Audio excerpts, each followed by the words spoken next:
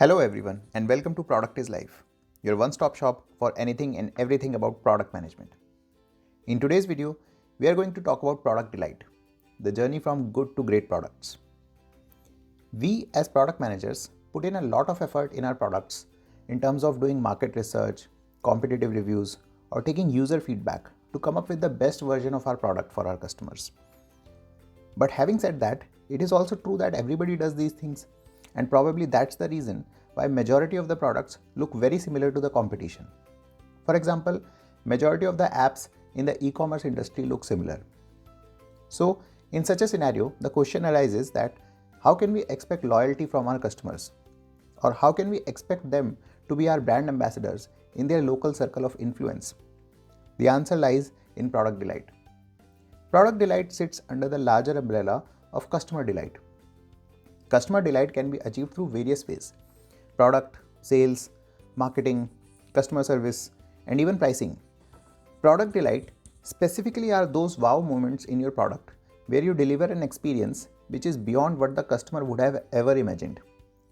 It creates an instant positive connection between your product and your customer, which leaves them drooling over your product. It's like a sucker punch of awesomeness. Now let's try to understand product delight a little bit better through some examples. Amazon's buy now with one click. This was a game changer in its prime. At that time, users were perfectly fine with entering their billing and payment information on each transaction. No one really asked for any improvement. But still, Amazon was able to innovate and bring delight into their product and thereby simplify the user experience. Netflix autoplay next episode. Netflix made binge watching mainstream. They introduced this small yet highly impactful feature of autoplaying the next episode. Users were now able to stream through tens of hours of content without even pressing a single button. And again, this was not something that the users specifically asked for themselves. Gmail's alert pop-up on missing attachments. We all have, at some point of time, made that mistake of missing out on attaching a file in an email. A very common but human mistake, not a technical error. Then we have to embarrassingly send that follow-up mail with the attachment and apologize for our stupidity. However, Gmail first came up with this intelligent feature that if you try to send out a mail saying something on the lines of find attached and don't actually attach anything, then you get an alert pop-up reminding you of the same when you hit send. This was a great example of using tech to bring product delight. Chrome's T-Rex game. Again, this is a great example of product delight. No one really blamed Google or Chrome when their internet was down. But Google innovated and they were able to delight their users even when the user was not able to access their core service, which is browsing the internet. And now we had a fun little game to play while our internet connectivity resumed. Genius. So how do you then achieve product delight? Product delight is not something that your users will tell you or something that the sales team will ask you for, because simply no one has ever heard or thought of it yet. On this journey to find product delight, your only ally, apart from your own skills as a product manager, is going to be data. And unlike most of the product management problems, where the standard answer is that there is no fixed process or formula for this, there is actually a certain process that you can follow to figure out the delight areas in your product. Step 1. Be the user. Make sure you religiously spend at least 1 hour per day on your product as a user. No fancy gimmicks of stakeholder feedback or competitor review. Just you and your product. No distractions, no meetings. Step 2. Focus on the happy path. During this time, don't focus on the bugs or UI issues. There is already your usual sprint process to take care of them. Rather, focus on the happy path. The user journey that you think is working perfectly fine. Do repeated end-to-end transactions as a user. And when I say transaction here, I don't necessarily mean a commercial transaction. Rather, it's just whatever is your product's core offering. For example, in Netflix case, it means search and discovery or probably watching some content. Step 3. Identify the moments or delight candidates. The idea here is that in every product, there are small areas of discomfort, which probably are not significant enough for our brain to register them as a complaint, and thus we never notice them. I call them moments. But if we were to get rid of them, it will bring in some subconscious element of delight.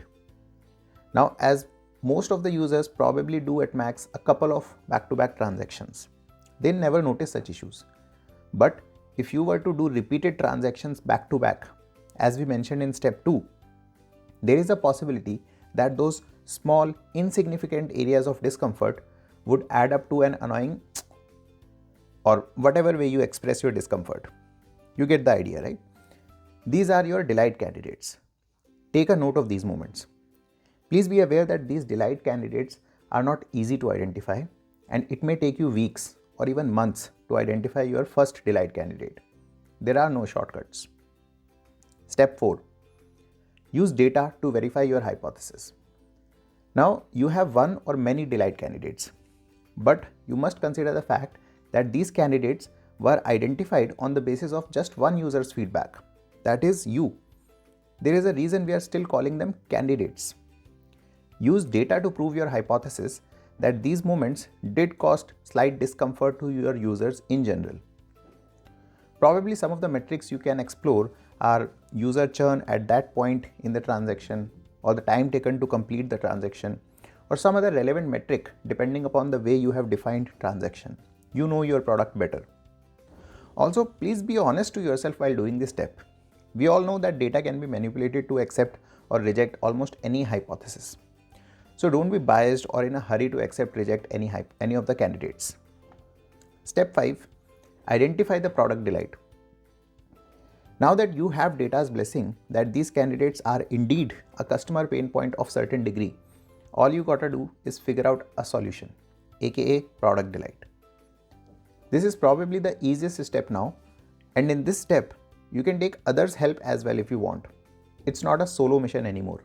In fact, the more brains you have working on the solution, the better. Step 6. Monitor and measure. After you have deployed your product delight, make sure you monitor and measure its impact on your product.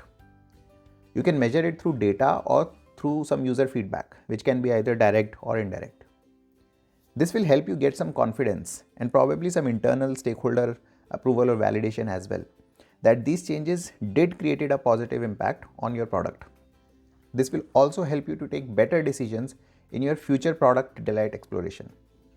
Please like and share this video if you found it helpful, and don't forget to subscribe to our channel to stay updated with the latest developments in the world of product management.